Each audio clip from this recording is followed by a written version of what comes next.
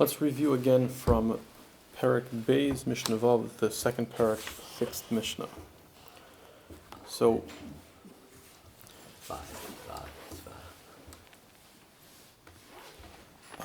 you are right. We should read. We should do the fifth Mishnah again because the fifth and sixth Mishnah have to be read together. Hazayra es sadeu min echad. If someone, so the Mishnah says if someone plants one crop in his whole field, even if in the harvest he separates it and makes it into two silos, whatever, he processes them and sorts them separately.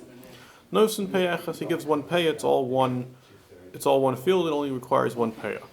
If he's Zar Shneimim, if he plants two different crops, even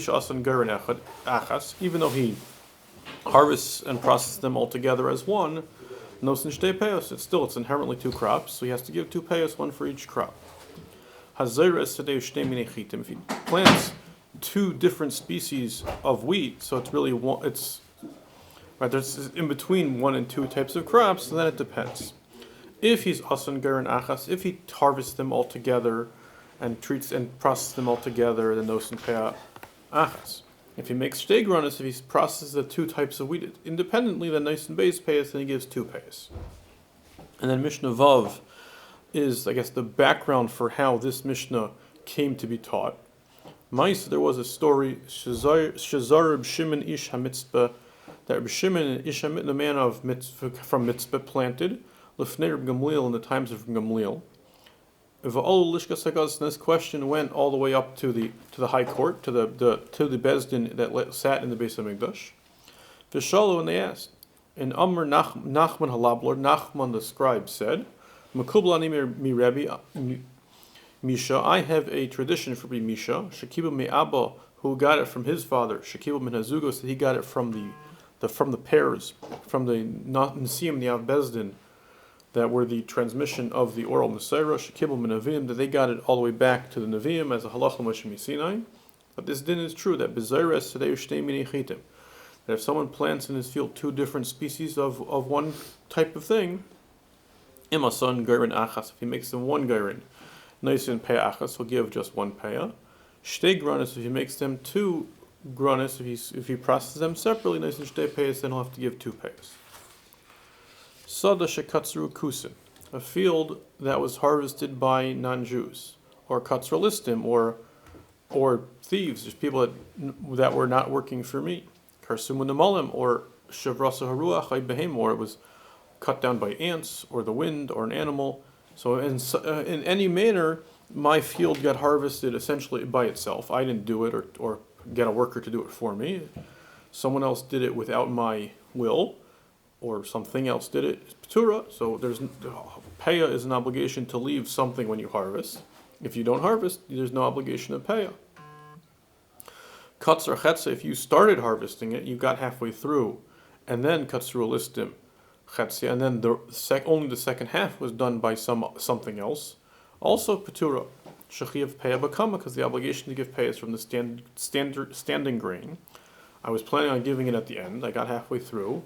The end got cut down not by me. I would not have any obligation to give Peah. Mishnah Ches, Katzru Listim Chetzia, V'Katzru Chetzia. What about the other way? Some thieves harvested the first half of my field, and then they ran away, and now half my field's left, so I finished the job. So then, Naisin Peah Mimasha Katzar. So then, since you harvested half the field, there would be an obligation to give Peah from that, and he would give Peah. Katzar Chetzia, Umachar Chetzia, what would seem to be an exception to what we said before, is if you harvest half of the field, and you sell the remaining half. So here we say lekech naisin peah kol. The buyer has to give peah from the entire field, even though he only harvested half.